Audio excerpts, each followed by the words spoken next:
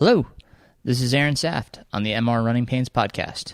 With 30 years of running experience and 20 years of coaching, I thought it time to share with you things I've learned and people I've met so that you can try things for yourself and see if they help your running. Thanks for joining me. Wrote this song while crewing Aaron on a 100-mile foot race through the trails in the rain and mud. How about that?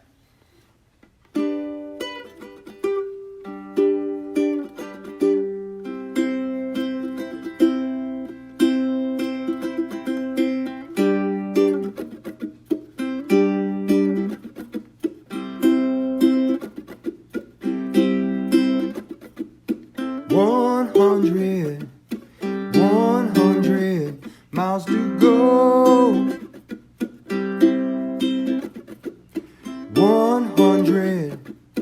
100 miles to go. Don't ask me why I do it, I don't know.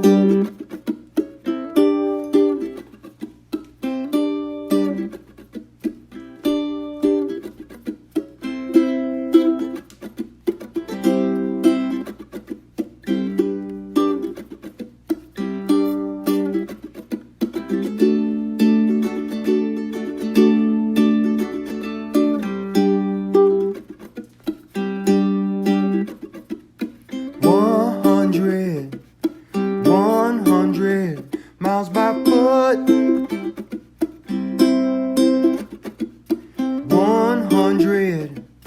100 miles by foot.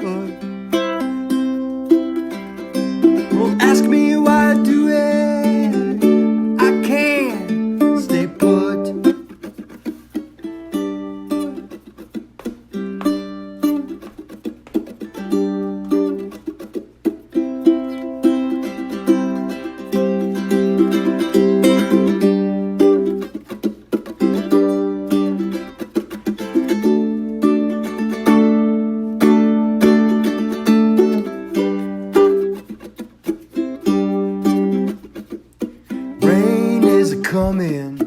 Rain is a coming, can't give a fit. Rain is a coming, can't give a fit. Don't ask me why I do it, but I am legit. Hey there, everyone. Today's episode, I welcome back Miriam Salloum of the Runner's Mechanic Physical Therapy Clinic. Our discussion today, as it says in the title, is the Achilles Tendon. This episode we're going to go over everything about the Achilles, things that can happen to it, ways to prevent it, just some great things to learn from and talk about what works and what doesn't work. So I want to thank Miriam for coming on today, for being a part of the episode again, for sharing her knowledge. It's great. I always love learning more from Miriam. That's coming up now. And at the end of the podcast, I'll kind of go over some housekeeping items and such. Definitely want to put in a spot there for coaching. I do have some spots coming open, so if you are looking for coaching or want to hear why you should be coached, just have a listen at the end there for me. Appreciate everything, guys, and I'll talk to you at the end.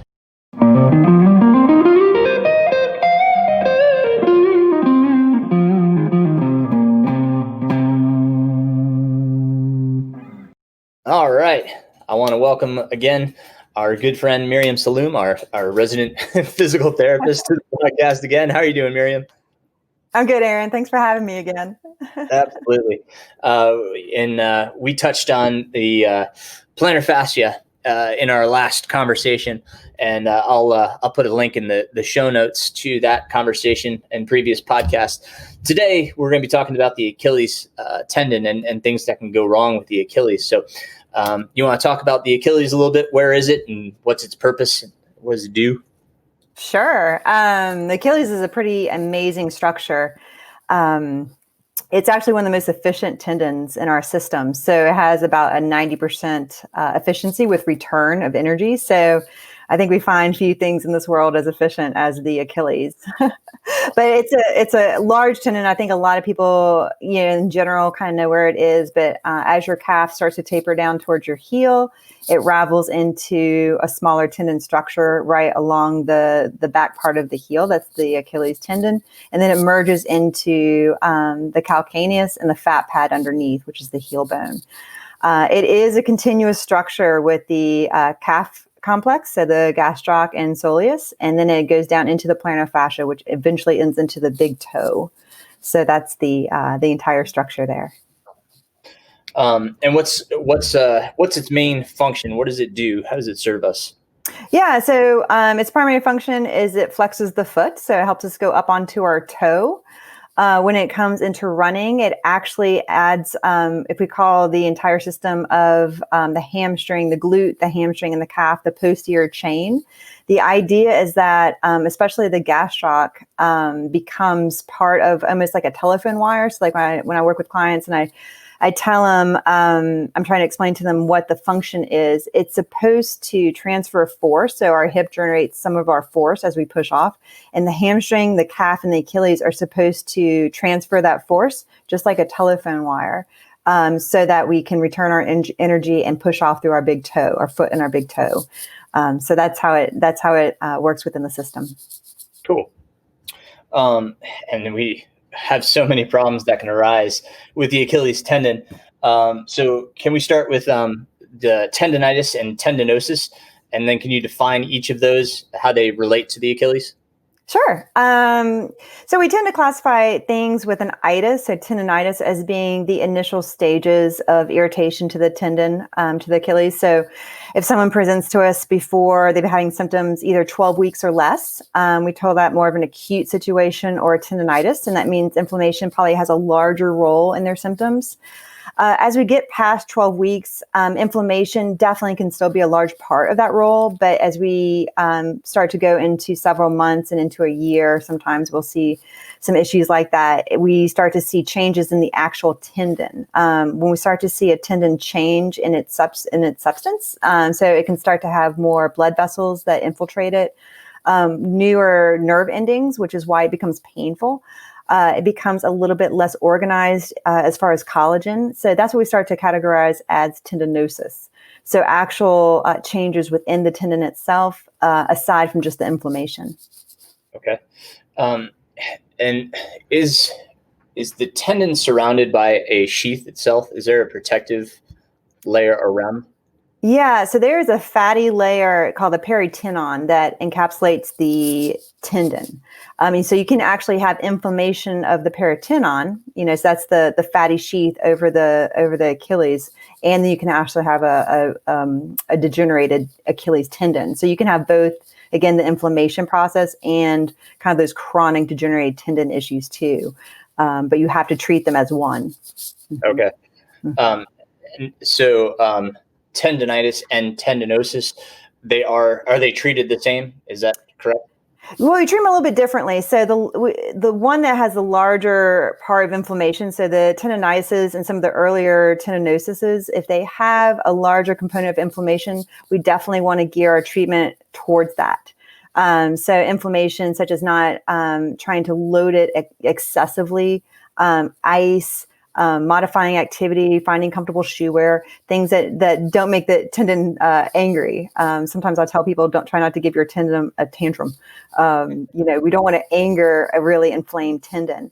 And sometimes we get into some of the later stages, like we talked about with the tendinosis, where inflammation has a smaller role. In those situations, you don't see a red, puffy tendon. Like sometimes you'll look at someone's heel and it's really red, it's puffy, you can tell it's angry.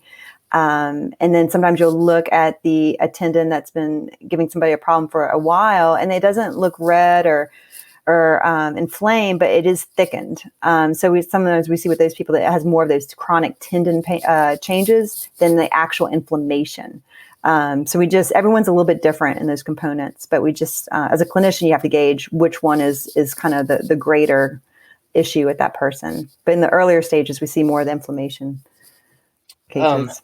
when we talk about footwear to help resolve these situations, what are some things that people should look for in footwear to help alleviate the pain and such that comes with these two problems? Yeah, and so sometimes it's one looking at what someone's current footwear is. Is it an issue of just them having a shoe? And sometimes I'll talk to somebody and they just have had it so their life has gone busy. They've been doing a lot of running, and like, gosh, I really haven't changed my shoes in forever. I can tell these have broken down. They don't feel the same. They don't have the same spring in them, and sometimes it's just a simple case of someone that really has relied upon the aspects of those shoes, and then that shoe is broken down, and they just need to update their shoes. Someone that has a lot of inflammation along the Achilles, sometimes the actual structure of the shoe, so if the heel counter is rubbing on that inflammation, that can continue to make it worse. So sometimes they have to kind of go to a different shoe in general, so that the heel counter gives that, either hits at a different place on that Achilles or gives them or is less constrictive along that Achilles, just because of the inflammation that's set up there. So that's one thing. Sometimes people do a little bit better if they start to go into a little bit more of a stability shoe, so they don't have, compared to what they have, relatively to what they have. So if they've been in a fairly minimalist shoe, their Achilles is really kind of, angry and not feeling great. Sometimes they do a little bit better in a slightly stiffer shoe. It starts to aid a little bit in that Achilles return, so that it doesn't have to work quite as hard. So sometimes it's kind of looking at where they currently are with their shoe wear, and then, helping them with hypothesize maybe what would be the next change to go to from there. I know that's kind of a confusing answer, but sometimes it's not just one thing, but just kind of talking about, asking them about their shoe history and kind of what they're currently doing and going from there. Right. And to add to that, a lot of times we don't take into consideration what we wear professionally or even casually. We spend a lot of our time in a certain style of shoe. Let's, for instance, say that we wear a higher ramped casual shoe, or heels in a woman's case.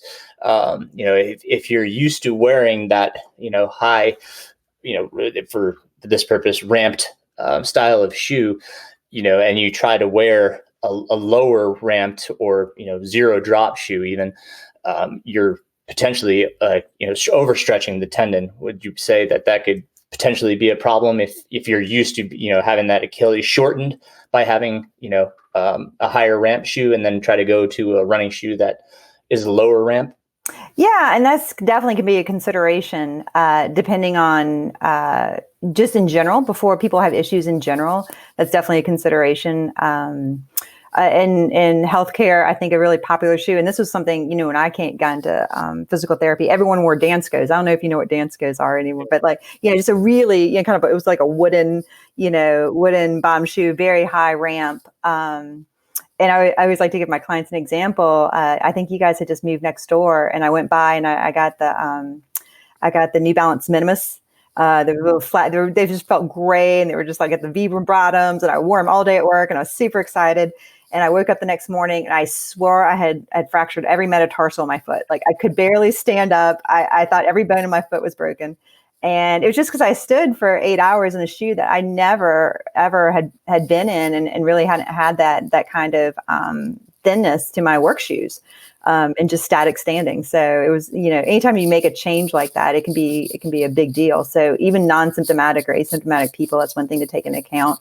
But yes, when you start to have irritation with your Achilles, it can kind of go both ways. There definitely is a group of people with Achilles issues that their actual range of motion is stiff. And so for those clients, we do start to look at ways to either, mimic a higher ramp if they feel better in that, in their running shoes and in their work shoes. There definitely is a group of population of Achilles people that don't have stiffness. They actually have plenty of range of motion. They're actually, and that's the other side of the equation too. Sometimes that can be a problem.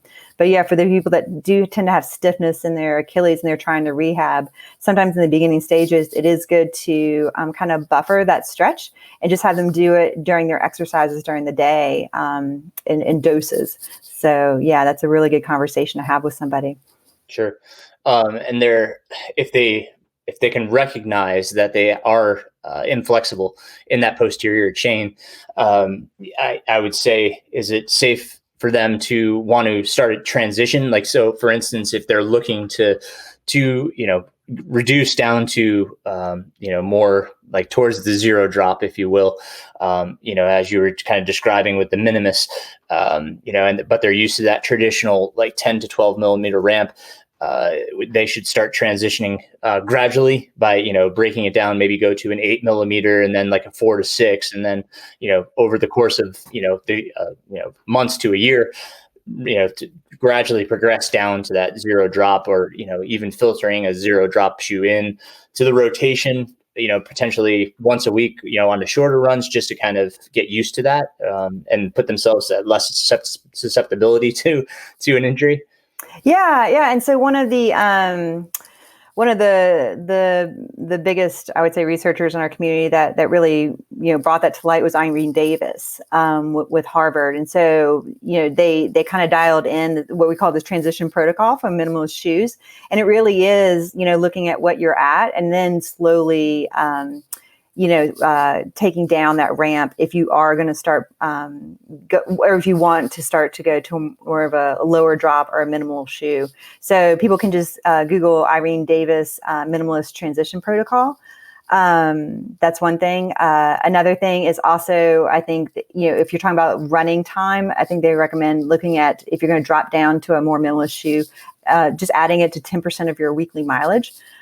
Which is really not much. I did that for a little bit. And it's nice when you start, but I think people tend to overdo it because they don't realize, 10% is 10%. It's not that much. But that's usually how people successfully start to do stuff like that. But it works the calf a lot harder, and that's why. So they find that people don't increase too fast and too much, that they do much better with lower risk of injury. Those transition protocols are really nice. Mm-hmm. Awesome. Perfect. Thank you. I'll put that in the show notes so everybody can look that up. Awesome. So other things that we can suffer, I myself, in my right Achilles, I had a micro tear, and mine came about because I misread my training for college. I misinterpreted the assignment as to how much mileage I was supposed to do, and I added way too much, way too fast, and then I ended up creating a micro tear because I just did way too much mileage when my body wasn't ready for it. That said, this is kind of a 3-part. The micro tear has created a little bit of scar tissue. I can kind of still feel that little bit that's still residual in there. When we're talking about scar tissue, can that limit mobility and function of the tendon? Yeah. So, and micro tears happen. They're super common. And I hate to say it, but as we get older, they become more and more common. And micro tears are these like small fissures in the tendon. Now, anytime there's a tear, our body will heal with scar tissue. That's what our body does, which is great that it allows that to happen. But scar tissue doesn't function exactly with the same properties as tendon. So it doesn't have that kind of elastic recoil that the intact tendon does. So, I always tell people, when you think about the Achilles tendon, think about a nice new rubber band. And so that when you land, like if you're running and you land on one leg, that rubber band will stretch a little bit. And then it also will recoil. So that's how that rubber band will snap.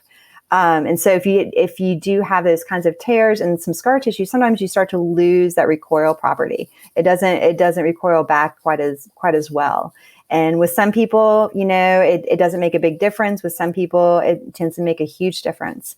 So it's kind of maybe based on genetics and performance, but yeah, the scar tissue doesn't function exactly like intact tendon. So even if someone gets over the hurdle of an injury or a tear, I do recommend that they always continue their rehab throughout their life, because if you continue to run, you're going to continue to ask a lot of your Achilles and ask a lot from those forces. And I think you do have to continue to do things to keep the rest of that tendon that's healthy, to keep it strong.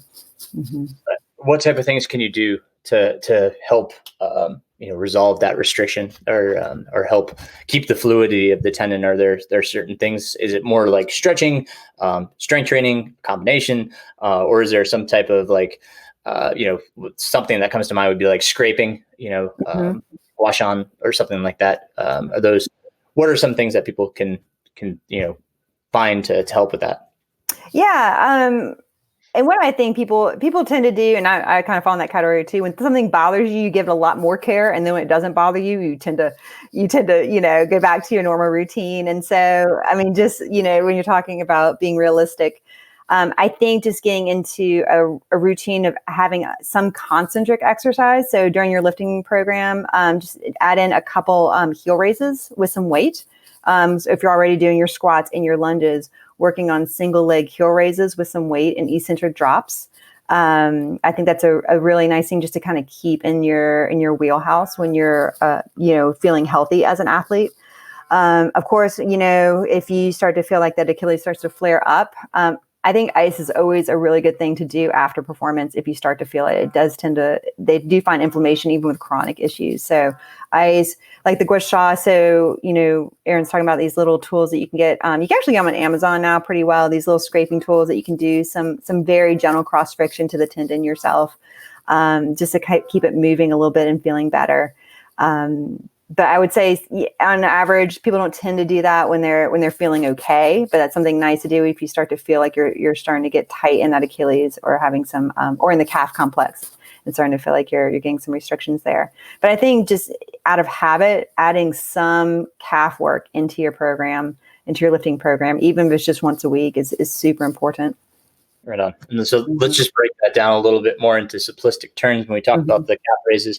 So correct me if I'm wrong here, but what you're suggesting is that like when we do calf raises, we should probably have him like off a step so that our forefoot is on the step, and then we can raise, but then we can also lower to where the heel is lower than the stair we're stepping on. Is that correct? Yeah. So if you're like lifting weights, it's easy sometimes to just get a plate, unfortunately, when gyms were open, it was easy to find a heavy plate, but you just find a plate or something like that, and just let the heel go down just a little bit as you control that weight. And the amount of weight is important. They find about 70% a weight that really, so if like your best effort, like lifting a weight, let's say, I'm just out of the air. Like if I took a 50-pound medicine ball, I'm able to do one rep of going up onto my right toe. So doing one heel raise with 50 is all I can do. I'll drop that down just a little bit. So I feel like it's a 70% effort of that. So making sure your weight is heavy is important for that, because that's really, we're dealing with about 10 times our body weight when we run that goes through the Achilles. So obviously we're not even going to get close to that, but we do want some weight that feels hard, so about 70% of your effort when you start doing those calf raises, and then slowly controlling the descent or the drop of the heel back down off the step. Mm-hmm. Cool. Right on. Yeah. All right. Now, depending on the severity of the tear, is it possible for someone to not develop scar tissue in the first place? You kind of talked about that earlier. It seems like, if we have a tear, even with therapy, there's going to be some amount of scar tissue, right? Yes. Mm-hmm. Yeah. Okay. So one can also rupture the Achilles tendon, which is probably worst case scenario. Yeah. Yeah. So what happens in this case, and how is it treated? Yeah, fortunately, if there's going to be good news for runners, fortunately, complete Achilles ruptures are relatively rare. We see this more with basketball, so sports that are explosive, and then we start to see it. So in that population, so usually we see that more with males and ages 40 plus. We start to see that kind of injury where there's a lot of times what it's described as, it feels like there was like a shot in the back of their heel. It's like a pop. It's a pretty big bang. And it's really, really unfortunate, but we do see it more with those more explosive sports like basketball.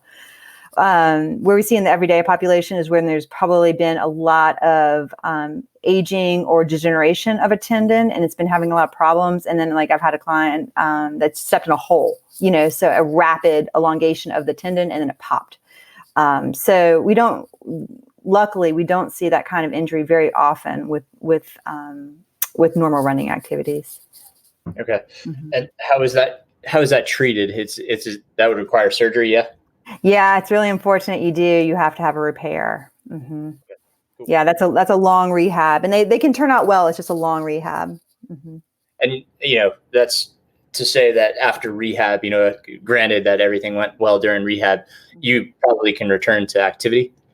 Yeah, I mean, it's always good to be in good communication with obviously your surgeon and your therapist. But yeah, when that repair is sound, they and also they take in consideration like all the other factors, age and genetics and sport and those kinds of things, and make good recommendations about what's reasonable to return to. Mm-hmm. Okay. Moving on to our next malady. Let's talk about the Hagelin's deformity. Scott over at FooterX used to refer to it as a pump bump. But how do these form, and what is it? Yeah, so it's just a bony prominence on the back of the heel, so an extra kind of bony deposit that can rub onto the back of the Achilles. I think there's a little bit of myth that the shoes actually cause it, and that's not really the case. They used to, I guess they call it a pump bump, or for women's like high heeled shoes or those kinds of things. And that's not necessarily true. I mean, so I think genetics has a lot to do with it. Sometimes shoes can irritate a pump bump or Hagelin's deformity. Some people have Hagelin's deformities and they don't have any pain. So sometimes they'll go in to see their orthopedist. They'll take x-rays of both sides, one that's painful and one that's not, and they look the same, and one has pain and one doesn't. So I think it does put the Achilles on a little bit more of a risk to be irritated. But I think there's definitely some other factors. So it's just a little bit of a bony prominence on the back of the calcaneus, the heel bone. And when it is irritated, what's the best resolve for treating it?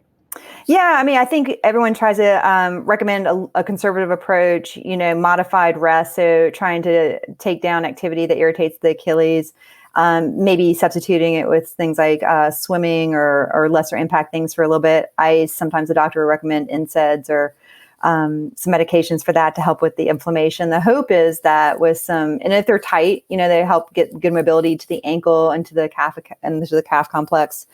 If there's any kind of excessive motion, looking at inserts and things like that. So anything we can do, just like we treat, just like with an angry Achilles, very much the same. Just try to dim down that inflammation, get somebody more comfortable, and prepare them to return to activity, and hopefully a slightly different manner so it wouldn't become irritated again. So that's always the first go. Surgery, like with most things, there's at the very other end of the spectrum with cases that aren't resolving. They can do surgery, but they do. I think most people try to avoid that. Sure. When we talk about the footwear, going back to the heel counter, if it is annoying is there any negative to finding like a soft, more flexible heel counter in which it's not stiff and structured? No, and that's where you kind of get into this. You get into the individuality of the person. Yeah, so sometimes it's that stiff shoe that really does irritate them. Maybe it is because of the heel counter, and they feel better in a much more flexible shoe. Great, that's what you're going to do. So you just, and also where it hits on the person. So like one of the biggest, if you read up, if you Google, what do I do if I have Achilles pain? One of the biggest things it says is a heel lift, but I mean, a lot of people that put a heel lift in their shoe, and now it makes the shoe hit them at just the place it's irritating them. So, it doesn't work, well with that. So, I like to talk to people and see, usually they've tried all the shoes in their closet and they find the ones that feel the best. And so we kind of discover, what feels good to them, something that's softer and has more motion, or something that's stiffer and has less motion. So it's a little bit, it's a little bit different for everybody. And I think it depends on whether they have a stiffness problem or or they're too flexible. So sometimes that can play a role in that. Great. Mm-hmm.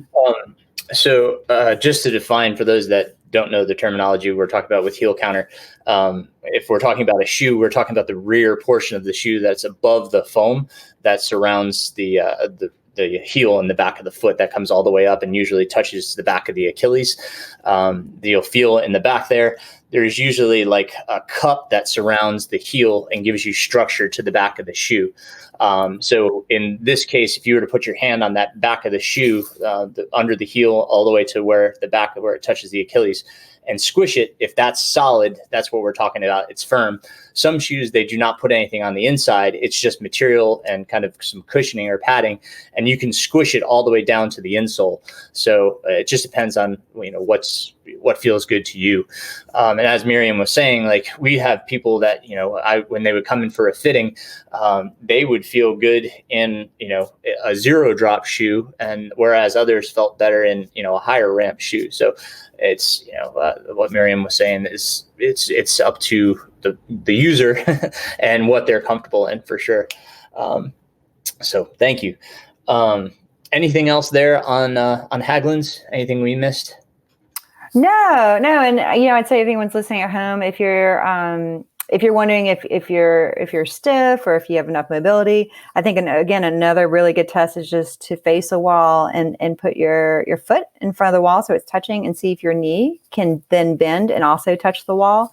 So if you're facing a wall and you put your toe touching the wall and just seeing if that knee can make it easily to the wall without any problem, that's a good indication that your range of motion probably isn't terrible. But I got thumbs up there.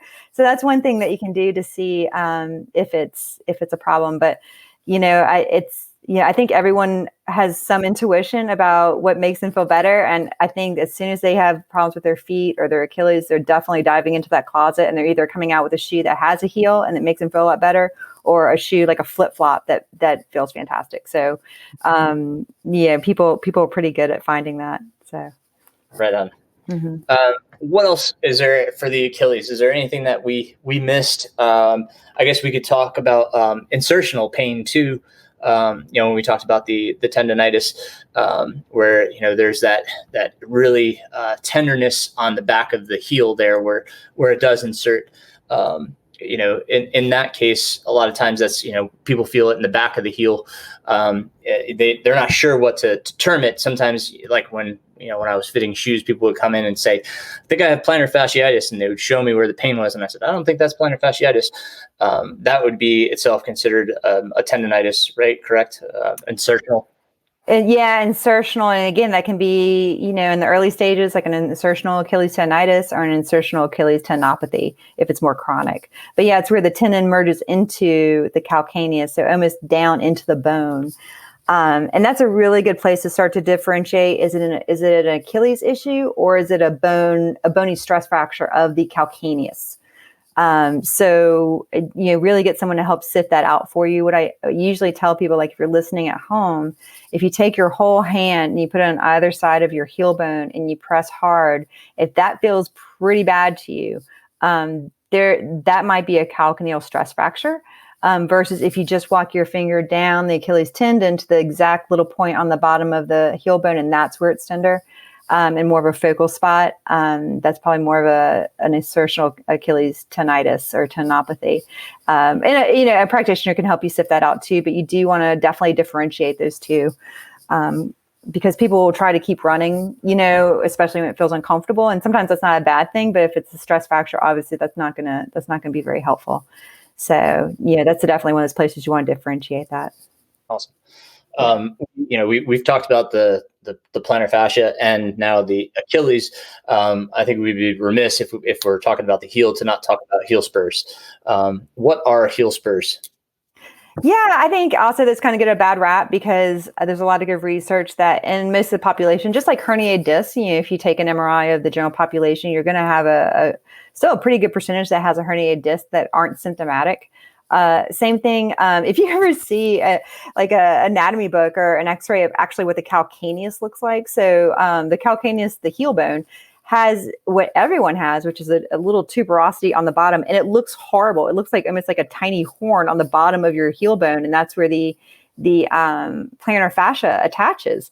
And if you looked at that, and there's no way you would ever think that was natural, but it is. It's on all of us. The calcaneal tuberosity.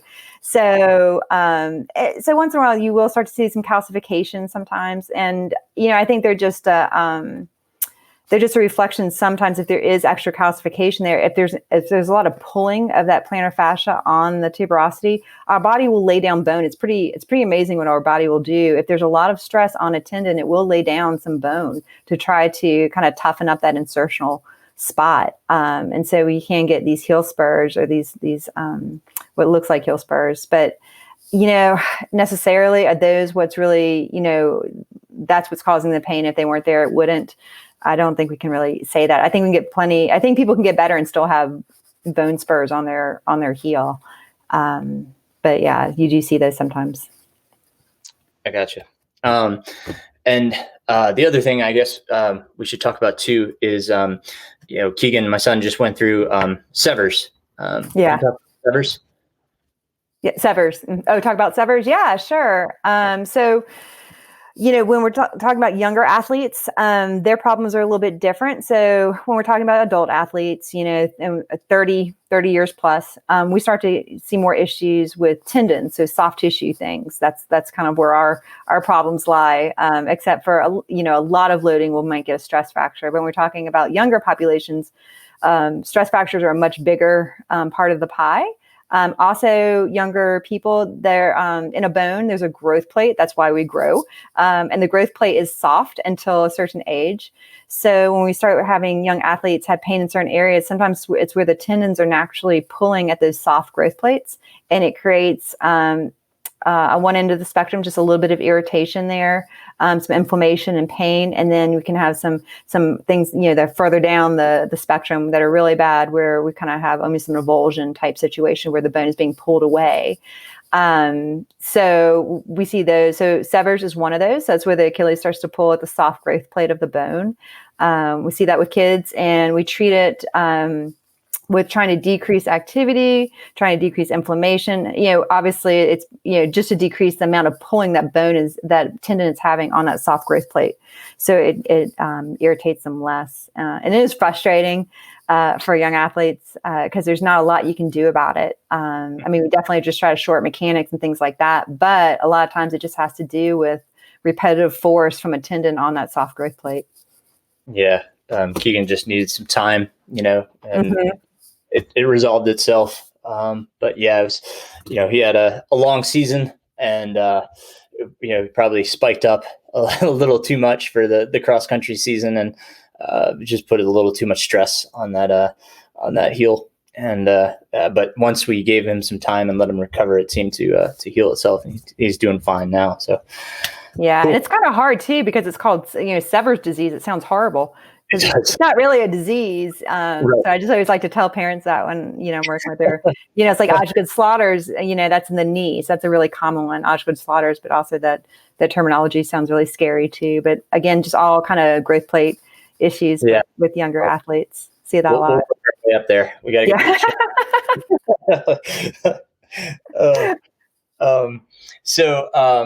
let's see.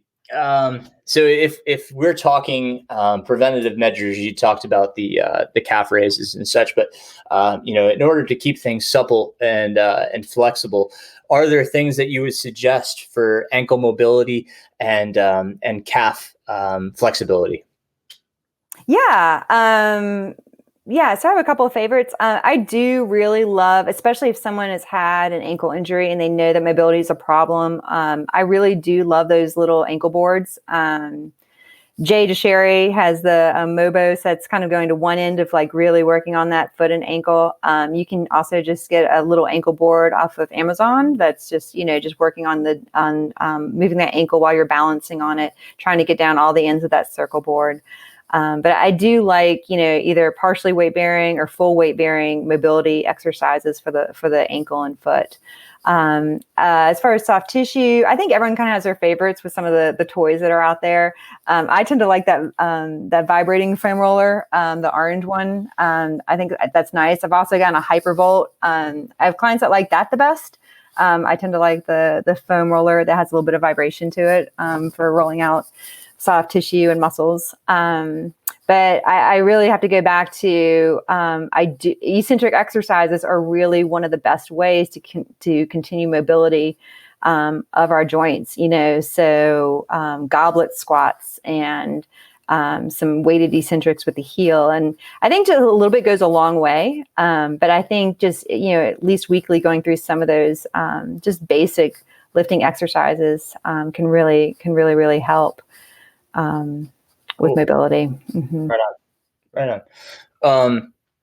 So, you had mentioned the heel lifts earlier, which, sometimes work and sometimes don't. We kind of talked about the night splints in the plantar fasciitis episode. Sometimes you hear like you should wear a night splint with if you're having problems with the Achilles as well. Is that something that sometimes you recommend? The night splint? Yeah. And so I always like to ask people about their, what we call the first step pain. So when they wake up in the morning, I'm like, what is your morning like when you first put your weight down on your feet? And they say it's pretty bad. It's probably the worst time of my day. And the reason those night splints, they don't stretch you. The idea is that they're not stretching you during the night. It's just that it keeps the foot in a little bit of a neutral position so that it's not going through such a large range when you first wake up and you start moving around. Unfortunately, compliance is really tough because people aren't really comfortable sometimes in them. Or they don't even notice they're uncomfortable. They just kick them off in the middle of the night. They're like, I just wake up and it's on the floor. So, but they're called dorsal night splints. And that means that the little straps that go around them aren't hugging under the Achilles. That's really important. So if you do look for one to get a dorsal night splint, is at a dorsal DORSAL, so that you don't have a strap that's rubbing on the Achilles. So anytime I talk to somebody that's having symptoms, I talk about all the things you can throw out in the beginning, because it is a really tough case, when you start having Achilles pain, or a plantar fascia pain. I mean, you really want to dial in exactly what's going to help it and make it feel better immediately, So if people have first step pain, that's definitely something I think that's great to try, because with a good amount of the population, they really say it helps. I'll tell you another one, especially if people have Achilles swelling. I saw this anecdotally. CEP has, it's called an Achilles brace, but it's really not a brace. It has these channels that actually kind of, for lack of a better word, it kind of milks the Achilles tendon as you walk. So you wear it during the day. They have one that covers the entire foot and one that actually is open for the toes. So you can kind of pick which one you want. But I've had really good reports from my clients. I'm just like, just try it, in your everyday. And they're like, I think it's really helping, after about a week or so. But it keeps that fluid moving. I think it just kind of hugs it and keeps that fluid moving in the Achilles while you're walking during the day. So I've had really good reports from that. But the biggest thing I think to always remember is the forces that you're putting through your Achilles. So if you are still running, just try to pick a routine that is not going to put you in a bad situation while you're trying to rehab or trying to get better. So a lot of times that's speed work, and a lot of times that's aggressive uphill. So more than any of the shoe wear considerations and things like that, just the active forces that you're choosing to put into your routine. And sometimes that's hard socially for a runner. So, when you're used to, always having a workout or always, doing this with a group, or it's probably a little bit less so now, but I mean, you still have, sometimes your little pods of social circles now. And that long run, you do fine for 8, but if you go for 12, it's going to really get angry at you, so, and that's what I really like to, talk about with runners, just for a small amount of time, just kind of making those decisions to keep you running, but not to keep you in that really unhappy cycle of, bang it into the wall and set yourself back, because it can get very frustrating.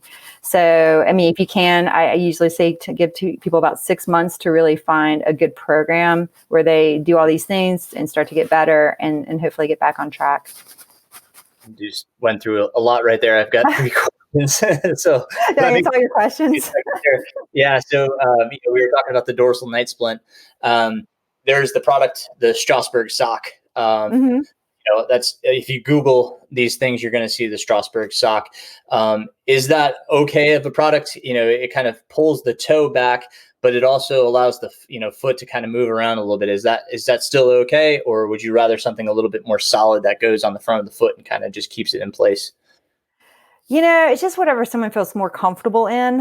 I had one client and she's like, I had somebody tell me this and it really worked. It was the sock and they wear Birkenstock with it or something.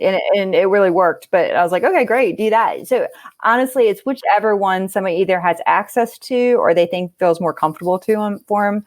Either's fine with me. I don't find, I don't harp on one versus the other. If they have it or a friend has it and they can borrow it. It's just so the foot doesn't completely, relax into a pointed position when the weight of the sheets are on it. Mm-hmm. I'm going to put all these ideas in the show notes, but going on to the next one, you talked about the CEP, the Achilles brace. A lot of brands that are doing compression style also have like just a little more compression and a little bit more support to the Achilles. Again, this is probably to the user, like whether it helped or not, but is it something that you encourage the compression at all? Or is that just a, little extra expense that you don't really need? I mean, in general, with people that aren't symptomatic to keep getting Achilles issues or? Yeah. Either, if you've had like, for myself that like every once in a while, my Achilles will flare up.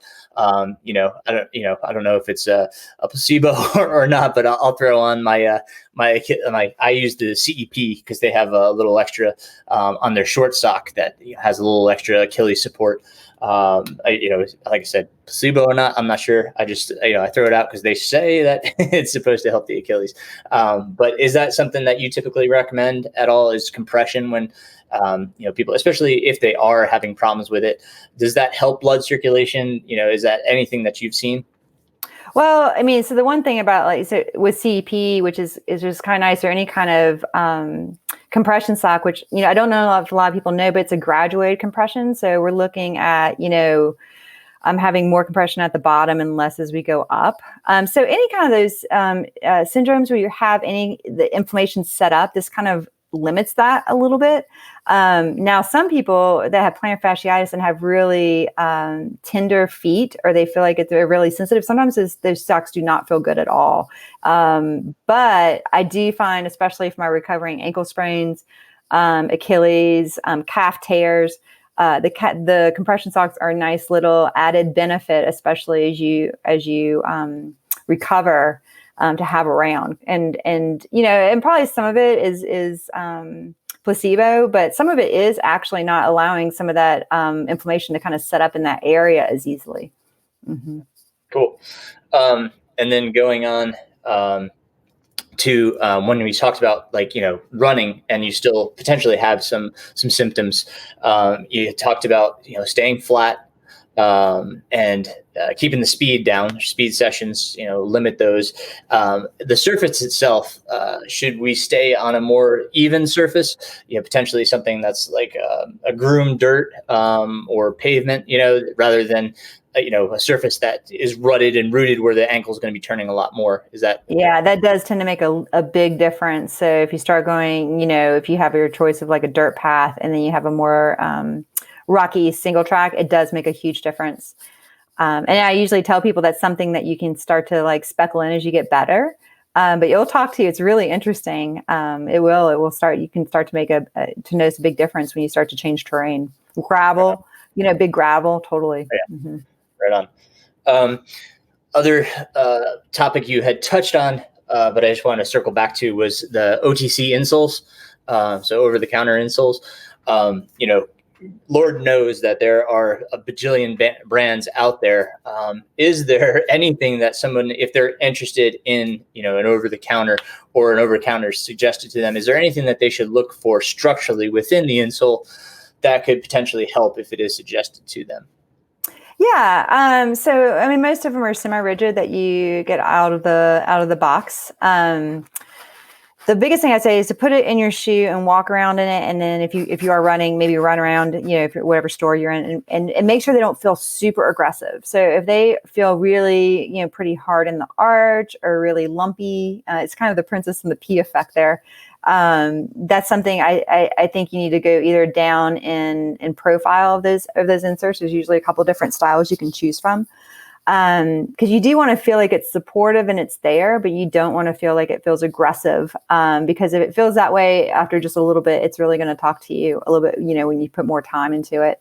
And I would say if you get some out and, some of them you can really bend very easily with your thumbs. Like if you do kind of a 3-point pressure and try to bend it in half, and you put those on and they really don't feel like anything, you probably want to go like a little bit of a step up to where you feel like it has a little bit of rigidity and you actually can feel like it's doing something. That's in the arch area, right? Huh? That's in the arch area that you're referring to? Yeah. And really, what does the research really find with inserts is that it doesn't seem to be specific to brand, but we're trying to decrease the amount of energy the Achilles is having to transfer. So again, going back to that power line imagery that we talked about in the beginning, we're trying to decrease the amount of power that Achilles is having to transfer. So research does show that inserts can do that a little bit. They can decrease as we land that eccentric work that Achilles has to do. So some people, it really does help. I had a client, shoes can be the same way. He had 2 different kinds of Nike shoes. And when we videotaped, visually, they're about 10 degrees more ankle motion in one, and the other one was visibly a lot less. And so we went with the one that he looked a little bit better in, but it was just shoes. It wasn't even inserts. And visually we could see a huge difference. So sometimes it's just picking the shoes too that feel the best with that. And ultimately, looking at hips, I think it's always like, I think we like to blame the Achilles for a lot of things, but I would say 99% of the time, it's not the person's like flexibility issues with their foot, or they're an overpronator or an underpronator. There's something going on with the way that their hips are stabilizing their torso, and that's putting overload onto the Achilles structure. So I would say if someone has a cranky Achilles and it's just not getting better with kind of your typical, first lines of defense, have somebody take a look and see what's going on. We don't know anybody that has weak hips. I'm still doing my exercises, by the way. Good. So some brands, just touching base on the insoles again, is some brands claim that a deeper heel dish will help secure the insertional point of the Achilles because it kind of traps the fat pad around it. Is there any validity to that? Some, it's just that people are just built different, so what I think some people are going to find comfortable, other people aren't, so it's hard to speak on that. I'd have to look at some research on that. So I'm not quite sure. Yeah. Cool. All right. Anything else we should, say, in part with with this, the Achilles, anything else you want to say? Yeah, I mean, I think if you're gonna I always like to think of things like in kind of a tier of, if you're starting to have some problems with the Achilles, in the front part of the tier, think about little things that you can add to make it feel more comfortable. That's where we get the ice and maybe the compression socks with a channel, or the night splint. Those are little things. The next thing is just being consistent with shoe wear. It makes it feel better, so having a good shoe wear selection. And then, ultimately the biggest thing is look at your loads on that Achilles. So, whether if you're a runner, what your runs look like and where you're running into problems, or, what does your lifting look like? And if you aren't a runner, looking at just, kind of like your daily routine, and then what you're wearing during the day, and what you're doing with your feet during the day. So I think loads are always like the biggest, thing to look at, and to resolve. But I kind of think of it in that kind of tier. So, yeah. Miriam has stressed, that we'd have to maintain our strength work too. That I can't say enough how much I encourage everyone to make sure you've incorporated some kind of strength regimen. One of the books that Miriam recommended to me was Running Rewired by Jay Dicharry. We mentioned him earlier with the Mobo board, but I think Jay has some fantastic routines that runners can do that will complement every runner. And you don't need a lot of equipment. And it really is comprehensive and keeps you doing functional moves that will keep you strong and hopefully healthy. So thank you, Miriam, for turning me onto that book. I think I have recommended and probably sold, I can't tell you how many copies. But again, I'll put that book in the show notes because I think that's a fabulous resource. Is there any other resources that you might suggest in that vein? Either strength or flexibility that runners could pick up to kind of look over things. Yeah, I mean, and again, this is another one of Jay's products, but I think a lot of the balance is something that tends also to be kind of by the wayside when we're feeling healthy. Obviously when we sprain our ankle and do things like that, we start balancing on one leg and doing some things like that. But I don't think a lot of people think about core work being part of that balance. And so, I do think that Mobo board and some of those exercises he has on there are just some of the really good core work, for runners too. So by incorporating some of that kind of dynamic standing balance into your routine, I think is a little bit as helpful, super helpful. I think the other book that I have found helpful is Dr. Jordan Metzl's Running Strong. He's with Runner's World, but it's backwards. But this has been it's been a really good book if you're having problems with some part of the body. He describes some really good exercises that can help strengthen core work, stuff like that. So I'll put that in the show notes. He also does a video series. It's called Iron Strength. So I'll put those in the show notes. But I found some good resources in there as well to complement Jay. Anything else, Miriam?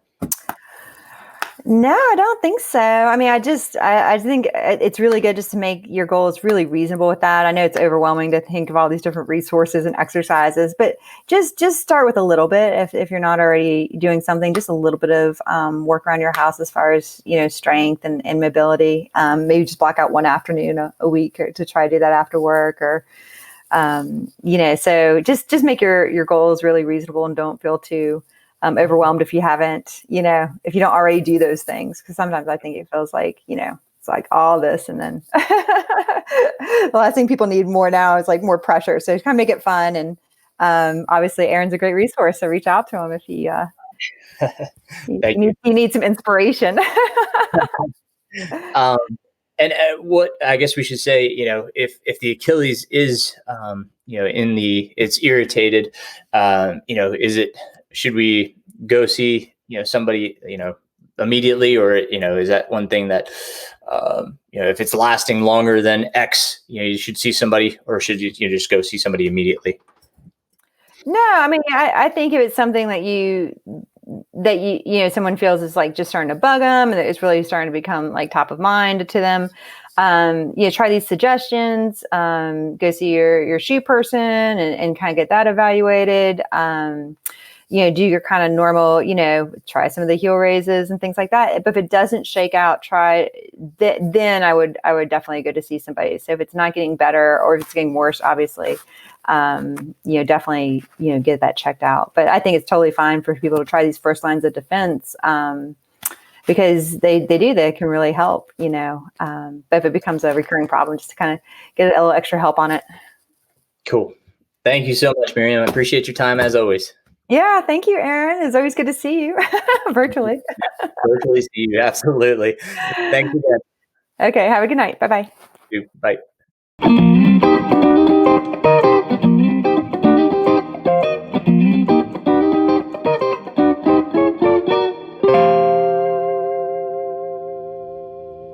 Once again, thank you, Miriam, for joining me for this episode. Really, she's invaluable, so I appreciate her time. You can always reach out to Miriam through her website, runnersmechanic.com. she's wonderful, and I'll put everything in the show notes for her, as well as some of the things we talked about today. As I said, I've got some coaching spots that have come open. I was kind of thinking about them on my run this morning, just had a good conversation with an athlete that was talking about trail running and how much specificity do you need. And I've heard a few podcasts and also read a few articles recently, which kind of just kind of give merit to this idea. And I actually learned it first. I was coached quite a few years back by Howard Nippert, who is usually one of the coaches for the 24-hour U.S. team. He's outstanding runner in his own right, but Howard always says you can't always run trails and you can't always run slow. That just makes you slow. And that's exactly right. So those of us that run and do workouts and such, there's point behind it. It's to make faster running easier. You don't want to be worried about cutoffs all the time. So if you're constantly just running slow or just worried about how much vert you're getting, you're not getting the specificity you need for running. If you want to be able to run, and enjoy your races and not worry about cutoffs, we need to train a little bit differently than just getting out there and going for a slow run. There's definitely time and a place for that. I'm not saying that shouldn't be a part of running. As if you're following me on Strava right now, you see I'm building my base. Base is a great time for that, kind of staying in that aerobic zone, keeping the heart rate low, just building up the mitochondria in your cells and getting your energy stores ready for that later training. There's definitely a time, and there's a limit to how much time you put on that type of training as well. So if you're interested in coaching, want to hear more about it, talk to me about it, by all means, just reach out, runningpains@gmail.com.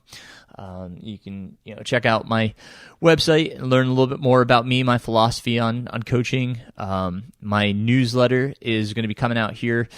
This episode will launch on September 3rd, so I'm hoping to have the newsletter out by this weekend. So you can sign up for the newsletter on my website, mrrunningpains.com. And I'm going to try to start posting a little bit more about training and such, just some thoughts and tips and strategies and such on my my Facebook, MR Running Pains coaching page. And I really, once again, I appreciate your ears, guys, and the time for listening. I hope you're learning with me, as I am. That's the point of this. It's really been great to pick some of these brilliant minds and learn more from them. So if you have ideas for the podcast, once again, just reach out. Let me know what you want to hear about, what you want to learn about. Sincerely appreciate ideas, feedback, anything you can provide. And, if you can, subscribe to the podcast, leave a review on iTunes. If you hear something you really like, share it with a friend. That'd be great. I'd love to get the word out. Again, just trying to be helpful, just trying to share knowledge. So once again, thank you guys. And until next time, keep running.